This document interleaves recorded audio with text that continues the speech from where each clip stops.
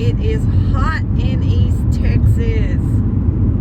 I am ready for fall. And we didn't even have a hot July, and it's hot. The humidity kind of left for a few days, but that's come back up a little bit. But we're headed home, and I'll be glad to get there. I'll be glad to get there. I like going out for a ride, but I like being at home too. I'm definitely a homebody these days. I didn't think I would ever want to stay home so much, especially after doing hair for 32 years and being out in the public.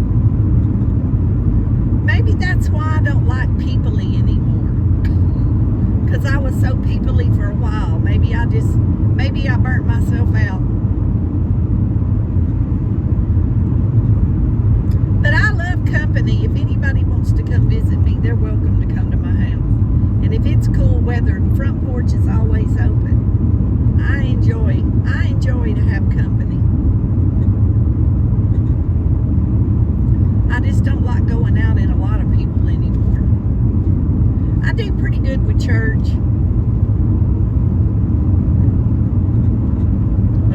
Occasionally a friend will take me out to eat or something like that after church, because I don't go out to eat. I don't have the luxury of the money for that business. So every once in a while a friend will take me out to eat. And I enjoy that, but as soon as I'm through, I'm ready to go home. Y'all, I'm terrible. Terrible. People just act so wild though these days. I mean, people shooting people and road rage, and people are so rude in the stores. You speak and they look at you like you cussed them out. I can say excuse me and they roll their eyes like I did something wrong. Y'all, I can't deal with it. Does anybody feel that way besides me? Is it an old age thing? Y'all, somebody tell me. Somebody tell me. I know I can't be the only one feeling like that. I used to want to go, go, go. Go was my middle name.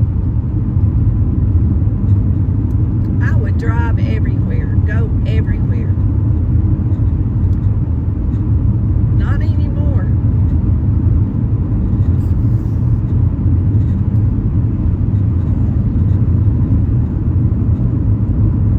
Do any of y'all follow any Iranian news or see anything on YouTube? The reason why I'm asking is I follow a couple of nomadic channels, and I have for a long, long time. And y'all, it is very interesting how those people live.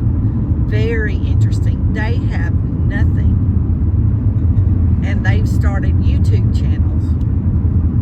And I have learned so much about survival from watching those women cook on an open fire and how they do stuff. But what is so sad to me is the government there comes in about twice a year, and they make just those concrete blocks.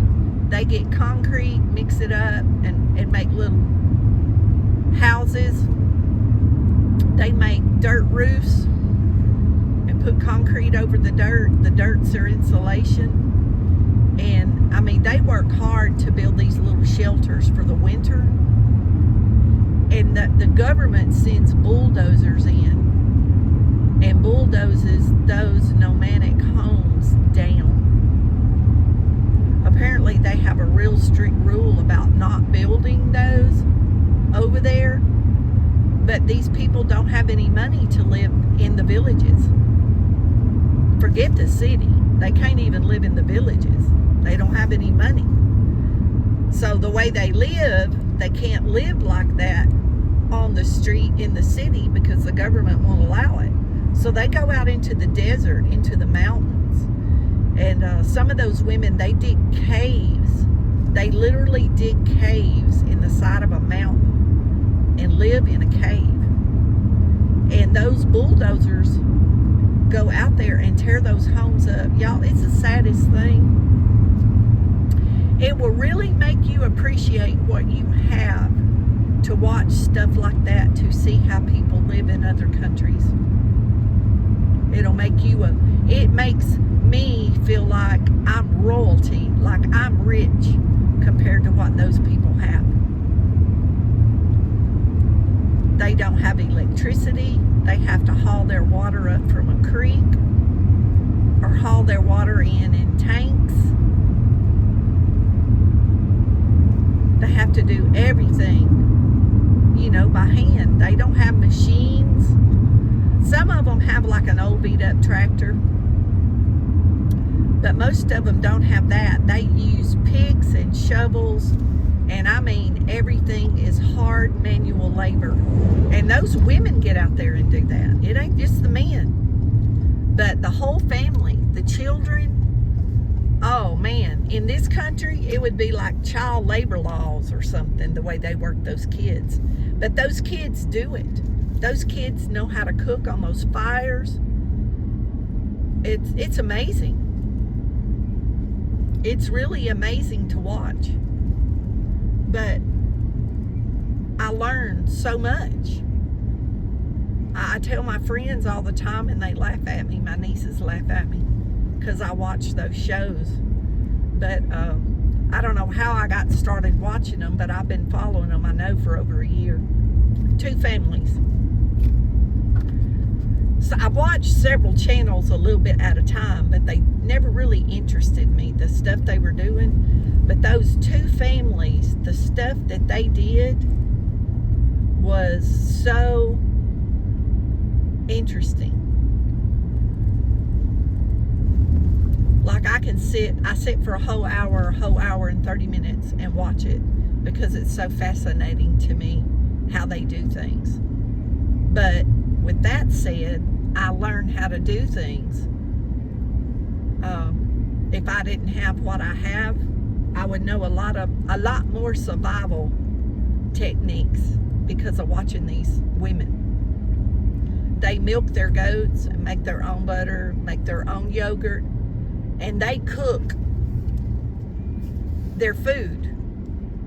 And their food, they spread their tablecloth on the floor or on the ground, and they sit Indian style and eat.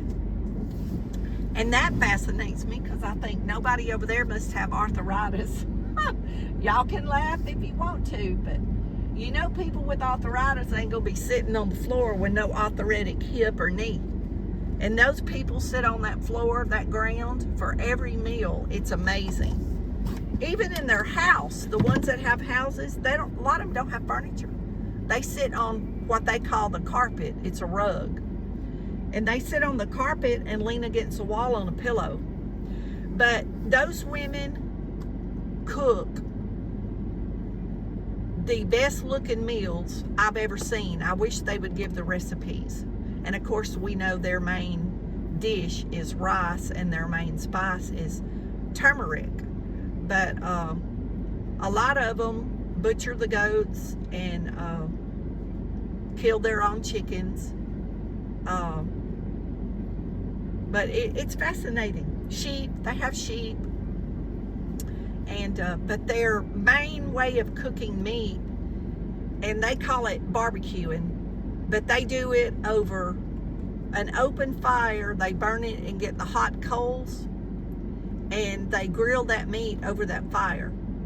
And then what fascinates me, and I've never thought about doing it because there's a shortage of wood there because you're in the desert, they have metal cans with lids, and they have big tongs, and they take those coals after they get through cooking, and they put them in that metal bucket, and they close it up where they can take them out and reuse them to barbecue the next time. Like we would charcoal, they use that wood over and over, those big hunks of coals over and over and over to cook their food. And that just fascinated me so much to watch them do that. At first, I didn't understand what they were doing. But now a lot of them translate in English. So you can read what they're saying. And y'all, I'm just learning a lot. I think it's fascinating. If y'all haven't ever watched them, if you want to watch them, tell me and I'll share the link on my community page. And that's how these people are making their money. And these two families seem to be the sweetest families. You know, kids, daughter-in-laws, grandkids, it's the whole family. Like how when I grew up, the whole family worked together. We had a family garden. Everybody lived close to each other. You know, we shared things. If we butchered a cow or a pig, the whole family came over and everybody was in the kitchen. The men would, you know, skin the meat, fix the meat, bring it in the kitchen, and then everybody, all their wives would line up around the kitchen, and we would, you know, cut the meat and package the meat. We didn't send it to a processor. But that's how I grew up. And that's how these families are. And that may be part of the fascination, because I miss that family bond, because all those old people that did that in my family are gone. I'm now the old person. And the younger generation don't want to do that. I know how to do that. And I wish they would let me teach them how to do that. Because like we keep talking about, when something happens to me and my couple of older cousins that are a little bit older than me, that art in our family's going to be gone. And if there's ever any major thing that happens, I don't even know that any of them would know how to go in the woods and shoot a deer. Because this generation's just not taught that anymore, not taught that stuff. And that's why I've always had chickens and done things that I do, because a lot of them, I've tried to teach them what I can, but they didn't carry on with it like our generation did. But anyway, with that said, y'all be blessed. Know you're loved. Thanks for riding with me. Just, you know, food for thought. It's just, you know, kind of what I've been thinking about, the way the world's getting, and people don't have survival skills, and people in the city, even in our town, y'all, it's going to be a serious tragedy. It's going to be serious, because those people are not going to know how to do anything without electricity and computers. And it's going to be a mess. So the further out in the country I am, the better I'm gonna like it. And if it don't happen in my lifetime, then my kids can have the land, and they know how to use it like I do. My son was taught. So anyway, y'all be blessed. Know you're loved. Jesus loves you more. And we'll see y'all in the next video.